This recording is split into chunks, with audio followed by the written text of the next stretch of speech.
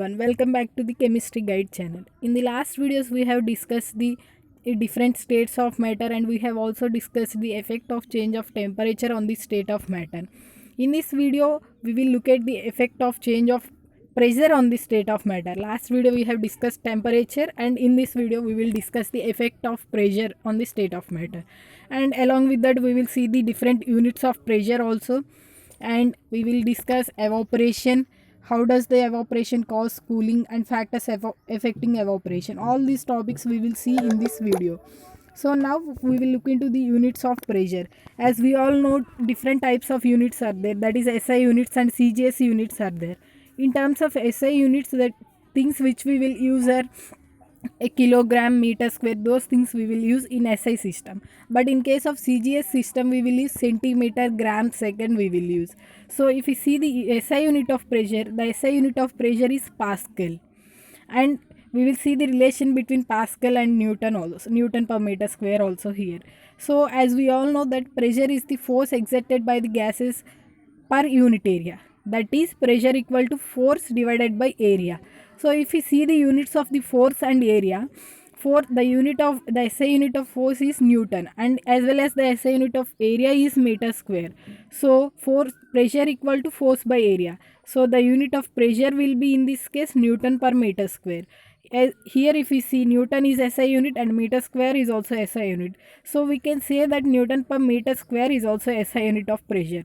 So if you see the relation, 1 Pascal is equal to the 1 Newton per meter square. And the another commonly used unit of pressure is atmosphere. So here if you see the relation between the atmosphere and Pascal, 1 atmosphere is equal to the 1.013 into 10 to the power 5 Pascal. So now in this slide we will see the effect of change of pressure on the state of matter. So in the last we have learned that effect of change of temperature, that is by increasing the temperature we are able to convert the less random state into more random state, that is from solid to liquid or from liquid to gas. But what we observe in this case is by applying the pressure we are able to convert the more random state into the less random state. And one thing is here, we will discuss the pressure in cases of gases only. In cases of solids and liquids we won't talk about the pressure. So what happens here is by applying the pressure we can change the more random state, that is gaseous state, into the less random state, that is liquid state. That is by applying the pressure we can liquefy the gases. So if you see the example, if we are asked to show that how can we can change the gaseous state into liquid state, we can change the gaseous state into liquid state in two ways. That is by decreasing the temperature we can change the gaseous state into liquid state, as well as by applying the pressure also we can change the gaseous state into the liquid state. So now it is solid carbon dioxide is also known as dry ice. Here if we see solid carbon dioxide, we will call solid carbon dioxide as dry eye also. The reason behind this is actually solid CO2 is stored under very high pressure. So when we reduce the pressure to 1 atmosphere, from that high pressure if we reduce the pressure to 1 atmosphere, what happens is the solid carbon dioxide will directly gets converted into the gaseous state without attaining the liquid state. So for this reason it is known as that is solid carbon dioxide is also known as the dry ice. Next, if we see the summary here, interconversion of the three states of matter. So by doing fusion we can convert the solid to liquid, and by doing vaporization liquid can be converted to gas. And from solid to liquid conversion, the process is known as sublimation. Here these processes are reversible, that is solid to liquid conversion can take place as well as liquid to solid conversion also will take place. So in order to convert the liquid into solid we will do the solidification, that means we will reduce the temperature or we will cool it. As well as to convert the gas into liquid we will do the condensation. In the case of gas to solid conversion it is known as sublimation. This is the overall summary of the conversion of the states of matter. Now we will look into the new term, that is evaporation. Actually, what we have learned in the case of vaporization is we have learned that when the liquid reaches the boiling point, it will be converted into vapor state. But we will observe that without attaining the boiling point, liquids can be converted into vapor state. From our previous knowledge, we will say that by applying the from our previous knowledge we will say that by attaining the boiling point only liquid will be converted. But here we are able to see some cases in which liquid is getting converted into vapor without reaching that boiling point.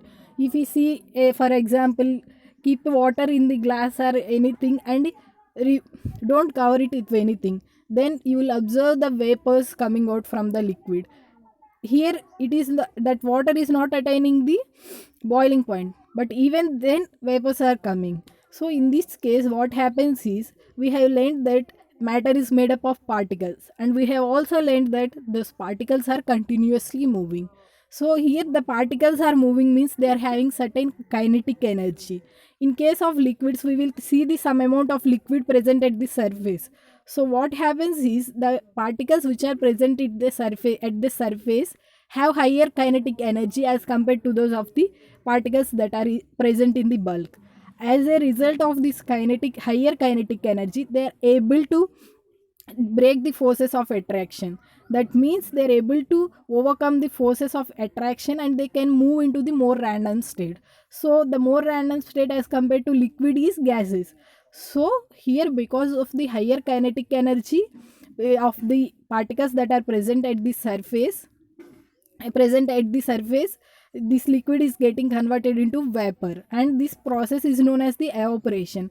If we observe here, this whole process is due to the particles that are present at the surface. So we will say that evaporation is a surface phenomenon. So here if we see the definition also, here we can say the evaporation as, in the case of liquids, a small fraction of particles at the surface having higher kinetic energy is able to break away from the forces of attraction of other particles and gets converted into vapor. This phenomenon of change of a liquid into vapors at any temperature below its boiling point. Here you have to note down that at any temperature below its boiling point, that is without attaining the boiling point, here liquid is able to get converted into the vapor in case of evaporation. So now we will see, we have learned what is meant by evaporation. Now we will see what are the factors that are affecting the evaporation. First is effect of surface area on the evaporation. Actually what happens is, with increase in the surface area, rate of evaporation increases. Why this is so? Because we have learned that just now only we have seen that evaporation is a surface phenomena. That is due to the particles having higher kinetic energy which are present at the surface, evaporation phenomenon we are observing. That is, if more particles are present, if more surface area is there, more particles will be present at the surface area. That means more particles will be able to convert into vapor without attaining its boiling point. That is, here the rate of evaporation is increasing. So we will say that the rate of evaporation increases with increase in the surface area. Again, if we see here, we will see the effect of the temperature on evaporation. What happens is, evaporation increases with increase in the temperature, because with increase in the temperature what happens is, the particles will move very randomly. That means the kinetic energy of the particles is increasing. So when their kinetic energy is increasing, they are able to break away the forces of attraction with other particles. That is, they are able to move into the more random state. That is, here the liquid is getting converted into the gaseous state easily by applying the temperature. So as they are getting converted into vapor state without attaining its boiling point by applying the temperature, we will say that rate of evaporation increases with increase in the temperature. Next we will see the effect of humidity. So here if we see, rate of evaporation increases with decrease in the humidity. In the last two cases we have seen that direct proportionality is there, that if we increase the temperature, evaporation will increase, as well as if we increase the surface area, evaporation will increase. But in this case what is happening is, evaporation will increase with decrease in the humidity. That is, inverse relation is there between them. So why this is so? Because what we will call humidity is the amount of water vapor present in the air. That is, the amount of water vapor which is present in the air is known as humidity. And there is a certain limit which the air can hold that water vapor. So that air can hold a certain amount of water vapor in it. If the humidity is increased, what happens is the air will not be able to hold that water vapor. As a result, what happened, the rate of evaporation decreases, because as the humidity is increased, the air cannot withhold the water vapors which are coming out from the liquid, because it is having certain amount of humidity already present in that. As a result, evaporation will not take place. So we will say that rate of evaporation increases with the decrease in the humidity. Next, we will see the amount of the wind speed. Rate of evaporation increases with increase in wind speed. That is, by increasing the wind speed, rate of evaporation increases. What happens is, when the wind speed increases, the particles which are present, just now we have discussed that the amount of humidity is the amount of water vapors that are present in the air is known as humidity. When the air is blown or when the wind speed is increases, what happens is this water vapor that is present in the air gets moved away. As a result, now that places can be occupied by the particles which are coming out from the liquid by the process of evaporation. So as a result of this, humidity will decreases. Yeah, when the wind speed is increased, the humidity is decreased. So the rate of evaporation increases, since the humidity and rate of evaporation are inversely related. And now what happens is, during evaporation it will be cooled. That is, how does evaporation causes cooling? So we have learned that during the evaporation, the particles that are present at the surface are having higher kinetic energy, and they are able to move from the liquid to vapor state.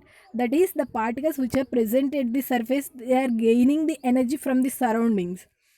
They are gaining the energy from the surroundings and they are increasing their kinetic energy. So what happens here is, when they are gaining the energy from the surroundings are losing the energy.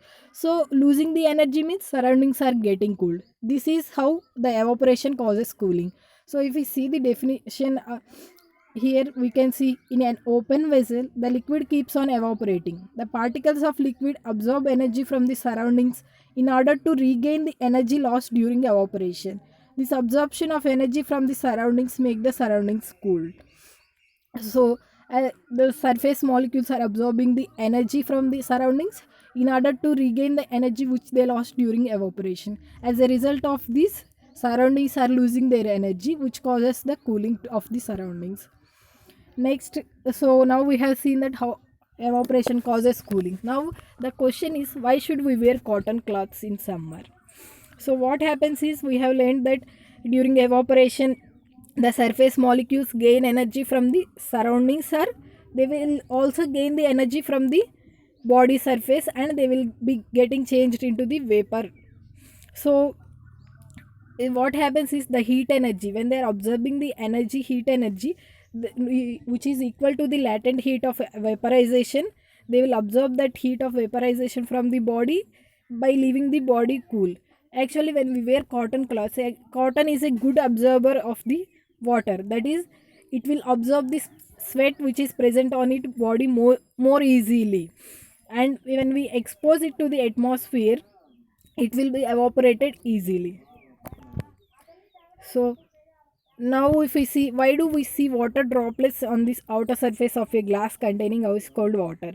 So if we remove a water from our bottle which is kept in the refrigerator, and if we pour that water into the tumbler, we will observe tiny droplets on the walls of the tumbler. Why this is so? Because when the water vapors, we have already learned that the water vapors will be present in the air. So when these vapors come into the contact with the cold glass water, that is the water present in the cold glass, this water vapor gets reduced into liquid due to the decrease in the temperature. So as a result of this, that vapor which is present in the air is getting converted into the liquid, and this liquid which have appeared now will be converted into the tiny droplets, and they will be appearing on the walls of the container. This is all about the This is all about the effect of change of pressure on the state of matter and evaporation, and the factors that are affecting the evaporation, and how it will cause the cooling. So with this, the topic matter in our surroundings is completed. In the next videos we will see the solutions of the problems given in NCERT. If you have any doubt, please feel free to type it in the comment box, and if you want the PPT of this, you can download it from the link given below. Thank you.